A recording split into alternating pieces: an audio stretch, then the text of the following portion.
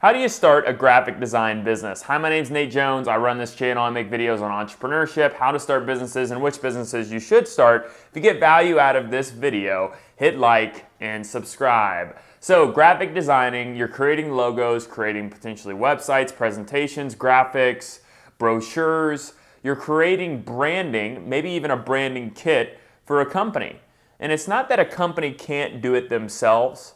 It's just that a lot of times business owners don't have the time to do this themselves. So they're looking for somebody to actually make it look professional and put everything together that the company can use as far as branding. A logo, colors, fonts, all these things. As companies progress and get bigger, they want to keep their branding consistent because branding is everything. If people don't know your business and are familiar with it, then they're not going to buy from you. So branding is super important. In my business, I subcontract out the social media. I own an insurance agency, so I don't want to do the social media. I don't want to do the website. And at home, I have somebody mow my own lawn. It's not that I'm not capable. It's just I don't have time. And there's tons of business owners like me that don't want to deal with the extra 3 to 4 hours it takes every week to do that because there's more pressing things that I need to do throughout the week. So number one, let's go through what are the upfront costs of starting this business. Well, I love this business because for about $200, you can probably get all the software you need to create branding for businesses. So probably Canva, Adobe, all these platforms that graphic designers use. And if you don't know how to do graphic design, you can learn pretty easily, probably from YouTube. So very easy to start this business, very low upfront costs, which I really like. I want to see people get profitable and grow their business. And when there's a massive upfront cost, sometimes people easily quit, which you should never quit, but in this business you can turn a profit very quickly and start making good money. Number two, what is the revenue we can make? How much can we make? How much money can we make? It's important to know, hey, is this business we're starting? Can we make good money in this business? So let's go through this. I was looking up, what do people usually pay for a logo? Right? Because that's an easy thing you can offer. People are starting businesses all the time and they want a nice logo. They want to be able to put it on social media and say, look at the business I started, check out the logo. So the logo is around $300 to $2,500. So I said, average, what would I have paid for a logo? I think I paid $500 for our logo. So I'm not really sure how much we paid, but $500 is good for a logo. A full branding kit, I think businesses would pay around $2,000. So that's fonts, colors, logos in different colors, placement, and a whole branding kit. Usually it's about 20, 25 pages, I think. So that's about $2,000. And creating corporate content that people can reuse, letterheads, things like that. That's about $500. And if you're really wanting to get into this, I would say you would want to charge around, if you're doing a mixture of graphic design for a company, you're going to want to charge around $2,000 a client. So if you have 100 clients, which is a lot of clients, you could make $200,000 a year. But I will stop you there and I will tell you a better strategy to use for this business, which will allow you to build equity. I'll go into the equity in a second, but you need to find a way to charge an ongoing management fee. If you're just charging $2,000 a client, you're going to run through clients and you're going to constantly be on this sales cycle wheel constantly. It's going to be hard to scale your business because you don't know if you're going to do 200 this year or 120. You need to know that you have revenue coming in next month that is not just sitting in your pipeline hoping that you're closing, that you've already closed. It's going to keep reoccurring. So you could add on social media management. I made a video on social media management on my page. Go check it out. Website design and management. I made a video about this as well. But you could do this, so that's about $200 to $500 a month that you can charge them to say, hey, look, I did a great job on your branding. I did a great job on your logo. You like working with me. Let me take some things off your plate. Let me manage your social media. Let me manage your website so you can show up on Google. Let me add these different products to you that gives your time back to you so you can look professional and have that already managed. You don't have to worry about it. So for $200 a month, I put average. Let's say you had $200 a month. I would rather have $200 or 100 clients paying me $200 a month than me selling $2,000 a client once. Okay, so 100 clients paying me $200 a month is $20,000 a month.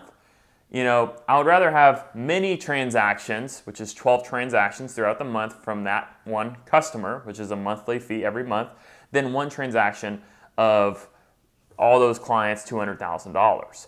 And the best businesses, and you can just think through any business that's successful, the best businesses try to transact with their customers as much as they can.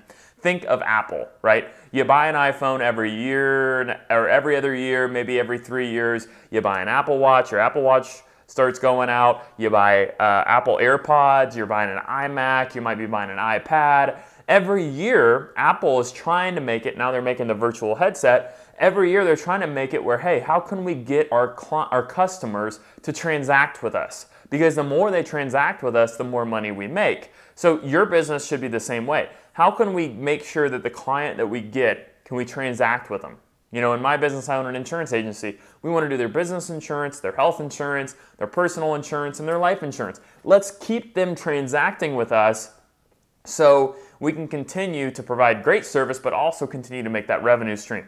So make sure that you're in recurring revenue businesses can be sold. When a business can be sold, that's called equity. Equity is that you own something that is of value. So when you have something that's valuable, you can sell it for a multiple of the net income, which is the profits. So in this business, if it's $200,000 and you have some expenses, you might have one employee, maybe you're netting $100,000. Well, somebody should pay probably either $100,000 or a multiple of that net income, which is 100,000 times 2. Let's say the multiple's 2, so 100,000. So they're going to pay you 200 grand because they know that they can come into that business and they're going to have reoccurring revenue, and they have that revenue stream. So they're going to buy that revenue stream from you for a multiple. And as long as they keep that business going the way it is, the same way for 2 to 3 years, they're going to turn a profit and have a business that somebody else built that they're making money off of.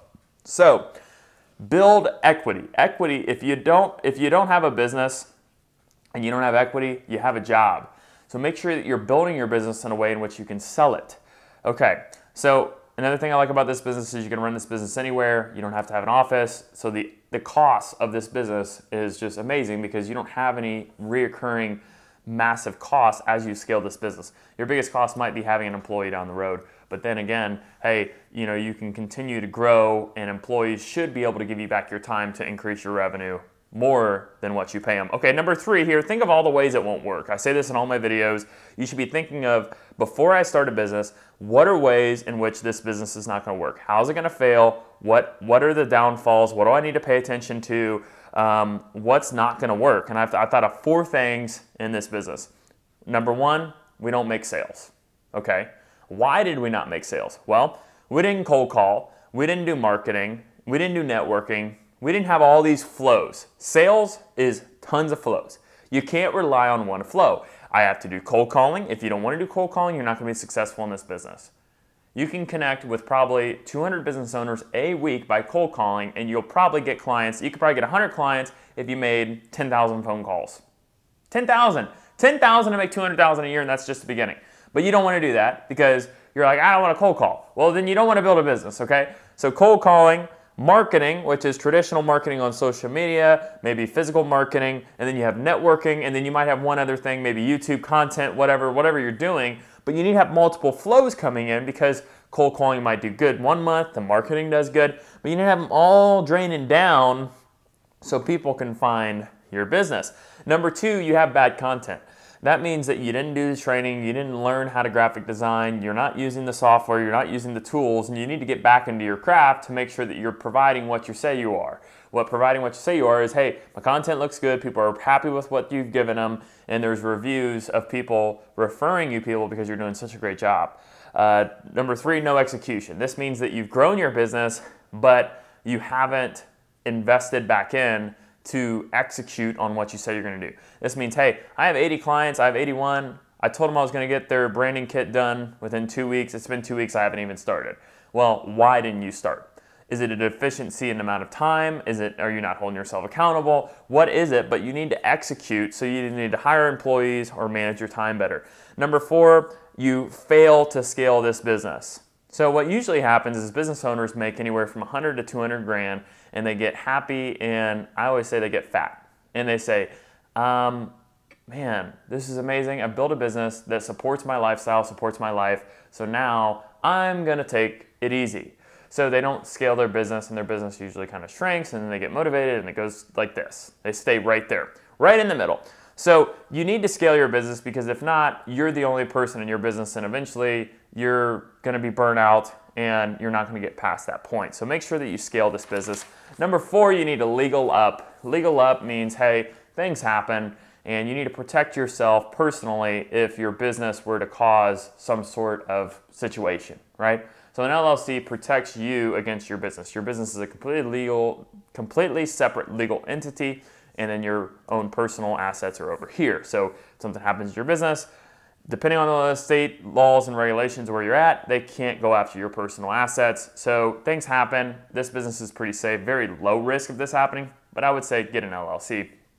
Make sure you have a client contract. Every client, you should have at least a 1-page contract outlining what you're gonna do and holding yourself accountable and holding the client accountable to pay you. So have a contract, because if it's not in writing, it doesn't exist. Number 5, commit. You need to commit if you're wanting to do this, and you've gone through all these things that I've said and you want to do it. You got to commit, okay? And you got to say, hey, I will not quit until I'm successful, because the first year in business is always the hardest. Every year after in business, it gets easier, because then what you did that first year starts kind of multiplying and compounding out in the industry. You know, you have, let's say you have 100 clients. Well, you have 100 people that are happy, and those 100 people, if somebody mentions branding or mentions something to them, you come up in their head. So now you have 100 fishing poles in the water that are also out there potentially going to tell everybody else. So the more clients you have, the longer that you're in business, more people know about you. So you have more fishing poles out there to potentially catch fish. So what you need to do that first year is you need to realize, hey, you're gonna throw a lot of poles out and you're not gonna get a lot of bites. But if you do it enough and you put enough action out there, you make enough cold calls, you do enough marketing, you have enough poles out there, eventually the fish start biting and you start making money. But you can't quit because you don't see instant gratification, instant results, okay? You gotta continue to commit, continue to show up every single day, and you will be successful. Hey, if you like what I posted today and you got value at it, hit subscribe and hit like.